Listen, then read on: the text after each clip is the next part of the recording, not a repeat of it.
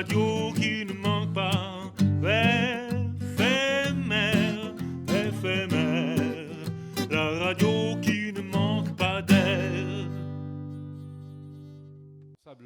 De nos paroles, hein. C'est ça. Attention. Donc juste pour expliquer effectivement la présence de l'interprète, on a fait le choix effectivement avec Simon d'accueillir, de programmer la version en langue des signes, puisque le spectacle a été créé dans les deux versions dans le même temps.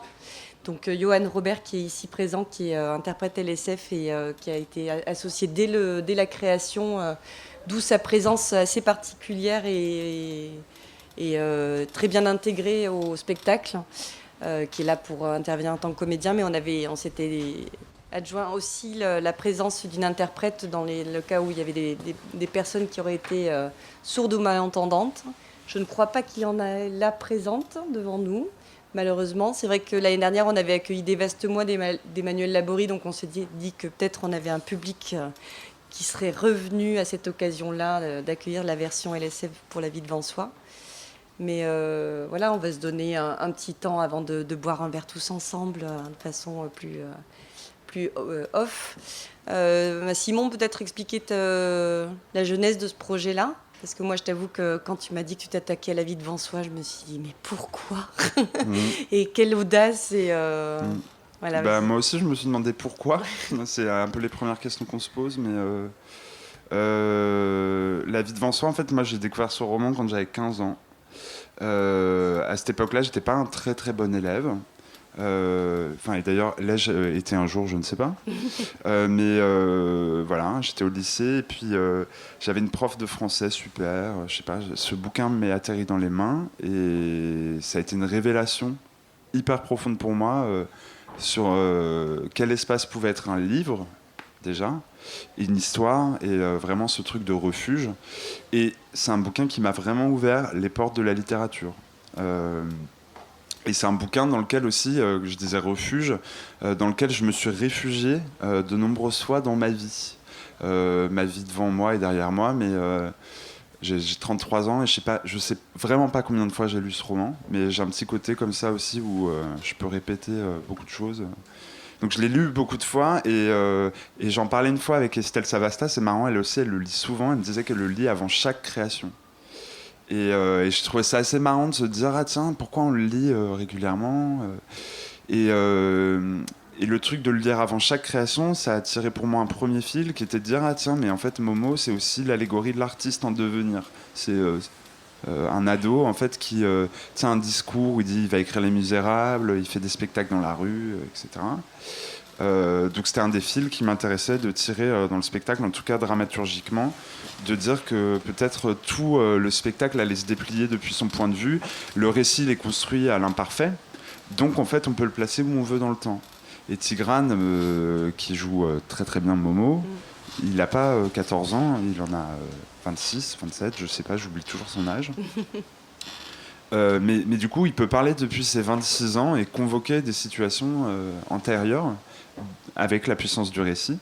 Et en plus, il y a cette double articulation de l'adresse au public, la narration, qui est télescopée par des scènes qui, elles, sont incarnées. Et ça m'a vachement intéressé. Je trouvais que c'était un super objet de travail. C'est aussi des choses que j'avais un peu appréhendées avec Olivier Letellier sur des collaborations où je l'ai assisté. Donc j'ai appris pas mal de choses là-dessus. Et donc voilà, on s'est dit avec Yann Richard qui a signé l'adaptation que ce serait super. C'est aussi pour ça qu'il n'y avait pas de Pendrillon, par exemple, sur scène, de déplier cette histoire depuis l'espace plateau de théâtre et de ne pas chercher à être ailleurs que sur un plateau de théâtre. Et de voir comment peut-être la fiction et le récit pouvaient gagner la bataille. Donc il y a plein de réflexions qui vont dans ce sens-là. Et sur le fond, parce que quand même le roman... donc je disais, je l'ai lu quand j'avais 15 ans, je le relis quand j'en ai 33, je le relis quand j'en ai 24. Il a été écrit en 75 et on est en 2019. Et en fait, je trouve que toutes les thématiques soulevées par le roman en 75 sont encore présentes. Et d'un certain point de vue, à certains égards, c'est même un peu désespérant. C'est-à-dire qu'il y a des questions qu'on se posait en 75, on se pose les mêmes, et même sur certaines, on a reculé, quoi. Et puis aussi, je trouve que, voilà. Auquel tu penses, par exemple? Je sais pas. Il y a toute la question du multiculturalisme, du vivre ensemble. Moi, j'habite à Paris, je suis pas loin de Belleville. Le Belleville qui est décrit dans ce roman, il n'existe plus, ou il est un peu plus souterrain. La solidarité aussi, elle est un peu invisibilisée. Et elle existe. À Paris, moi, je fais partie, par exemple, de l'asso Paris d'Exil. J'accueille des réfugiés, je donne des ateliers. C'est une asso citoyenne, on est beaucoup à s'organiser. Mais voilà, c'est devenu invisible. Ou souterrain, ouais, je sais pas. Ça veut pas dire que c'est pas là. Et je me suis dit, allez, on va le remontrer, quoi. On peut le faire. Je sais pas, après il y a la question de l'euthanasie qui est évoquée, évidemment la mémoire de la Shoah, le multiculturalisme et les différentes confessions religieuses, qu'est-ce qu'on peut comprendre les uns des autres, etc. Donc voilà, il y a toutes ces choses qui sont dans le roman qui sont hyper fortes, et évidemment il y en a plein qu'on a dû mettre de côté aussi pour pouvoir déplier l'histoire. Et voilà, avec en plus ce regard qui est celui d'un gamin qui se construit, qui construit son langage, qui a une déformation poétique de tout. Et, par exemple, sur ce truc des personnes âgées, à un moment, il dit les personnes usagées. Ça raconte tellement de choses sur comment nous, on traite les personnes âgées aujourd'hui, quoi. On les fout dans des EHPAD, on les laisse crever. Et voilà, je suis un peu fataliste, évidemment, on invente, et heureusement, il y a des gens dans la société qui inventent des choses. Sur les maisons de retraite, il y a des gens qui se posent des questions sur l'euthanasie, etc. Autre truc que je trouve génial dans ce roman, c'est que quand même en 75, Romain Gary, il a écrit j'ai jamais connu un Sénégalais qui aurait fait une meilleure mère que Madame Lola, quoi. Et prenez ça dans votre gueule, la manif pour tous, quoi. Tu vois, à un moment donné, moi, on se l'est pris en plein dans la tronche. Ce qui est génial, c'est que là, c'est un récit qui le convoque, et c'est pas frontal, c'est la pensée intime d'un enfant qui se déplie devant nous. Et c'est hyper beau. Et ce qui est drôle, c'est que c'est en contrepoint. Et la seconde d'avant, il a dit le cul, c'est là où j'ai mon honneur. Prostituée, c'est un métier de bonne femme, machin. Mais en même temps, ça, c'est des trucs qu'il entend. C'est dans des interactions avec les gens. Et dès qu'il parle au public, il dit des choses tellement plus belles, grandes, généreuses. Et voilà. Et aussi, la prostitution. Ça, c'était un truc, je me disais, comment on peut faire pour... dans une société qui criminalise la prostitution, les clients, et qui en fait met en danger des femmes qui quand même payent leurs impôts en France et participent à l'État, à la société d'une manière ou d'une autre. Est-ce qu'on n'a pas une autre manière d'inventer les choses, etc. En tout cas, faire état de ce truc de l'invisibilisation, et du coup de dire, tiens, si on les voit pas, est-ce qu'on peut pas les entendre? Et du coup, c'est tout ce qui m'a conduit à faire le choix de mettre la grande Nabila Mekid au plateau. Voilà. C'est vrai que tu as un très, très beau choix d'interprètes, tous très différents avec leurs parties. Et il y a un très beau cœur en fait, entre eux qui se joue avec chacun leur partition qui se croise. Et c'est vrai, c'est très émouvant du coup d'avoir ces moments sans texte, des moments en musique. C'est vraiment un beau choix. Il y a quelque chose qui a guidé ton choix là-dessus pour constituer l'équipe pour faire un peu l'état des lieux, Nicolas Goussef qui joue un petit peu tous les rôles et le père, et qui d'ailleurs manipule des marionnettes qui sont la figure du père et qui interprètent le rôle du père. En tout cas, c'est comme ça que j'avais pensé cette dramaturgie de la marionnette. C'était mon prof à Charleville en première année. Nico, il est passé par l'école de Charleville-Mézières aussi, l'école de la marionnette. Et voilà, on s'était rencontrés. C'est quelqu'un que j'avais apprécié, qui m'a transmis beaucoup de choses. Et puis, je lui ai proposé de bosser sur ce spectacle. Et c'est assez marrant parce que quand on rencontre des ados, j'adore sortir cette punchline, c'est leur dire soyez sympas avec vos profs, les gars, parce qu'en fait, vous n'êtes pas à l'abri de devenir leur patron. Et voilà. Mais donc Nico, ça vient de là, et puis aussi parce que j'avais hyper envie d'une mixité d'âge au plateau. Donc voilà.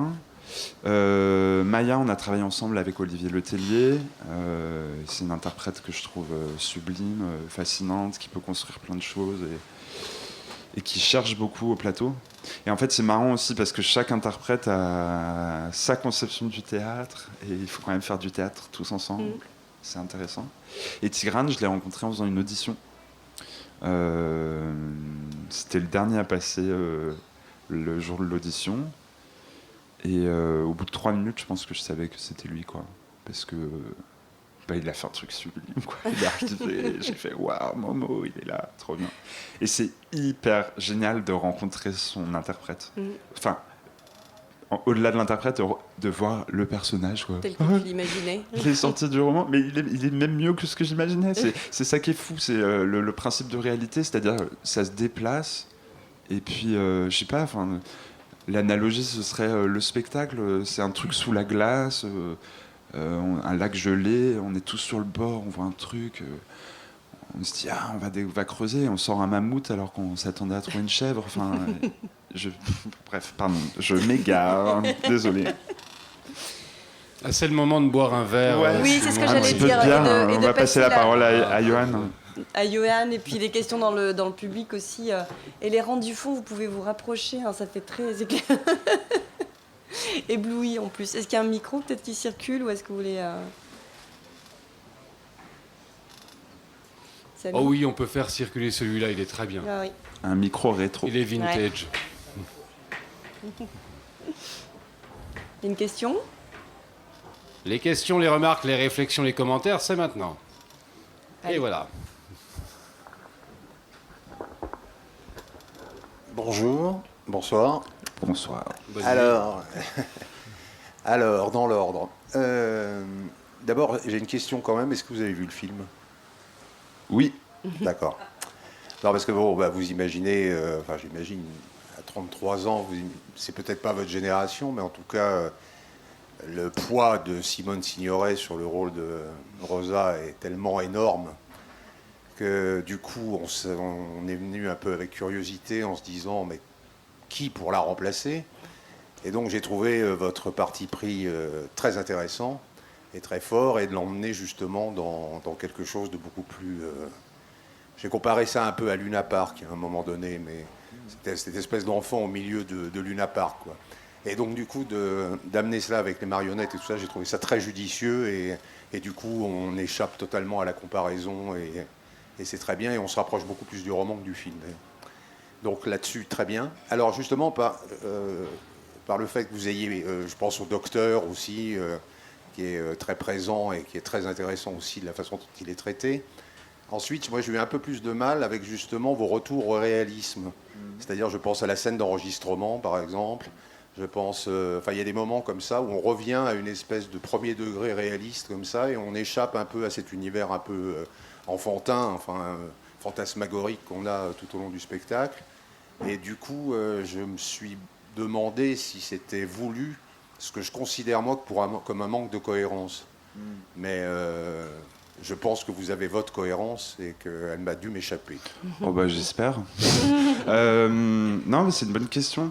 Alors, la scène du studio de doublage, en effet, c'est une rupture dans le spectacle, c'est une rupture hyper assumée. Pourquoi ? Déjà, il y a une histoire d'espace, c'est-à-dire l'espace du studio de doublage, comment on le pose, etc. Et en fait, la meilleure manière de le poser, cet espace, et du coup de pouvoir libérer derrière ce très beau monologue, je trouve, de Momo qui dit je voudrais faire remonter le temps, revenir en arrière, etc. Les souvenirs peuvent pas lever les yeux, etc. Il fallait poser la situation du studio de doublage. D'accord ? Donc, pour poser cette situation, il fallait un truc concret de situation de monde du travail, je sais pas, du studio de doublage. J'avais aussi... Moi, je viens du monde de la marionnette, et je fais des spectacles qui sont pas que marionnettiques. Et d'ailleurs, c'est le cas de beaucoup de marionnettistes aujourd'hui. On n'est pas dans notre Castelet... voilà, on réfléchit à une dramaturgie. Et moi, en tout cas, ma réflexion vis-à-vis de la marionnette, c'est de dire... En tout cas, mon chemin avec elle, c'est de dire j'adore ça, mais pour moi, c'est un outil qui se met au service d'une histoire, d'un propos, voilà. Et au milieu de tout ça, il y a cette scène qui est purement en jeu d'acteur, parce que je trouvais ça intéressant à un moment de remettre tout le monde dans un corps humain et dans des interactions humaines dans ce plateau, dans une interaction aussi où c'est le monde du travail, etc. Et de faire débarquer au milieu de tout ça Momo, quoi. Et lui, justement, il n'est pas enraciné dans ce réel. Lui, il voit ce studio de doublage tel qu'il nous en parle après. Voilà, je ne sais pas si j'ai répondu à votre question, mais voilà. D'autres questions? Et aussi parce que Nabila me fait beaucoup rire. Et aussi, ce que je voulais dire, c'est que cette scène, elle n'est pas... elle a un statut particulier aussi, c'est qu'elle n'est pas écrite. C'est vraiment des ladis, des impros, tous les soirs. Il y a des petits rendez-vous, hein, mais tous les soirs, Nabila, elle rentre. Là, en plus, il y avait un truc très particulier, c'est que normalement, ils rentrent tous les deux avec Nabila, ils discutent, etc. Et avec cette histoire de vent, dont vous n'avez pas manqué de remarquer la présence, on a modifié des trucs, elle est arrivée au pied de micro et tout. Donc peut-être que ça a un petit peu moins bien marché ce soir aussi parce que c'était dérythmé par rapport à d'habitude. Voilà. Peut-être profiter de Johan aussi pour savoir, est-ce que vous avez déjà été associé à des créations de cette façon-là, en amont je suis curieuse de savoir s'il y a des... C'est pas mal, là. C'est bien. Oui, j'en ai déjà fait plusieurs. Alors après, je suis plus ou moins intégré selon l'engagement du metteur en scène. Ça va de complètement dans un coin, sous une douche, pas trop qu'on me voit, à beaucoup plus intégré, pas forcément habillé en noir, et en ayant des interactions avec les autres personnages comédiens sur le plateau. C'est quand même un peu plus intéressant pour moi que... Voilà. Je rebondis juste par rapport à ce qu'il dit Johan. Donc Accès Culture m'a appelé pour me proposer d'intégrer un comédien en langue des signes française, et moi j'avais trop envie parce que je trouve ça hyper beau, que ça ouvre un espace poétique, et évidemment je pense La vie devant soi, qui porte quand même un discours inclusif, etc. Faut le partager avec tout le monde, quoi. Mais et à la base, le premier rendez-vous qu'on a fait avec Johan et Leïla, qui travaille à Accès Culture, j'ai fait « Mais moi, je veux que Johan il soit tout le temps près des acteurs, dans les images. » C'est par rapport à la dramaturgie de ce que je disais, on est sur un plateau de théâtre, on assume, on construit. J'avais trop envie de faire ça. Et puis après, il y a le principe de réalité, c'est la puissance de la langue des signes. Et je me suis rendu compte que, par exemple, sur les monologues, si Johan était trop près de Tigrane, le texte nous échappe, quoi. On n'écoute plus, on est ailleurs. Alors on écoute avec les yeux, et voilà. Mais tous ces trucs-là, il a fallu un moment de dealer avec. Et puis on n'avait que 4 jours de travail, donc il faut trouver les ratios d'efficacité. Voilà. Mais par exemple, quand Johan n'est pas là, c'est Nico qui fait le client, la prostituée, etc. On a fait des petits trucs comme ça. J'aime bien aussi des fois me dire que Johan, il peut être un dédoublement de Momo. Sur certains mouvements, ils vont s'asseoir en même temps. Voilà. Il y a des réactions par rapport à ça, peut-être, ou des questions? C'est dur, là. je vous sens dans le froid. On vous a enlevé vos couvertures, en plus, pour la plupart, c'est ça? Il faudrait servir un pot, quoi. Oui, c'est ça. Des bières, ou faire circuler ou du vin chaud des produits. Oui, voilà, Marie, avec ses petites pilules. Voilà. Est-ce qu'il y a encore une question, ou est-ce que vous voulez qu'on prolonge peut-être à la buvette? C'est étonnant, le format plateau radio en plus. Tu as fini le café? Oui, c'est terminé le café, mais il reste il y a LSD. J'ai du LSD, est-ce que ça intéresse? Et le cacolac? Oui, le cacolac et le LSD, c'est vrai. Ah non, peut-être Simon, profiter de ça, mais ça va être compliqué, je crois pas que tu as imprimé.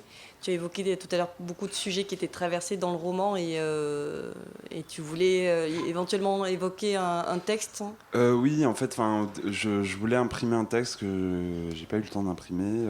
Mais au moins l'évoquer. Voilà, il y a une affaire en ce moment qui concerne notre milieu professionnel sur la domination masculine et ses dérives appliquées au champ du travail, voilà, sur des choses vraiment pas cool, harcèlement sexuel, abus de pouvoir, viol, et en fait la parole elle commence à s'ouvrir un petit peu dans notre milieu, et je pense que c'est important de le faire, et j'avais un peu envie, voilà, il y a l'association des CDN qui a publié un communiqué. Je l'ai publié sur ma page Facebook. Je pense que vous pouvez le trouver aussi sur scène web. Il y a Carole Thibault aussi qui a écrit un texte. Et je trouverais ça bien, si vous avez le temps, que vous preniez le temps de le lire et en fait qu'on en discute, quoi. Qu'on réfléchisse à ces questions-là ensemble parce qu'on est en 2020 et qu'il y en a ras-le-bol. Voilà. Fuck le patriarcat. Il y a une réunion qui est organisée pour ceux que ça intéresse demain à 13h au Jardin des Dons sur cette mobilisation-là, pour ceux qui sont disponibles. Tigrane est parmi nous et je pensais que c'était une autre chose que je voulais évoquer également. Si vous voulez voir Tigrane jouer à Avignon, puisque malheureusement la ville de Vensoix n'était accueillie que sur une date à Avignon et c'était nous qui avons ce privilège-là, donc on espère que ça aura une longue vie. Suivez les dates sur le site de Rodéo Théâtre. Je suis sûre que vous trouverez une date proche de chez vous. Mais Tigrane, lui, joue en ce moment dans le off au théâtre Artéphile dans L'Arrestation, mis en scène par Christophe Laluc, un texte de Mario Battista, c'est ça. Donc je vous invite évidemment à le voir. C'était une prouesse. 20h15. Oui, c'est ça. Donc il sort de scène à 21h05 et il est ici 20 minutes plus tard chrono. Donc ça a été une prouesse aussi. Il y a eu plein de prouesses ce soir. On se retrouve à la buvette. Ouais. Merci en tout cas. Merci, bonne pour soirée. la disponibilité. Quand t'as pas le moral, quand t'as le blues, quand dans ta tête y a plein de courants d'air. Quand t'as pas le moral, quand t'as le blues, branche ta radio sur FMR.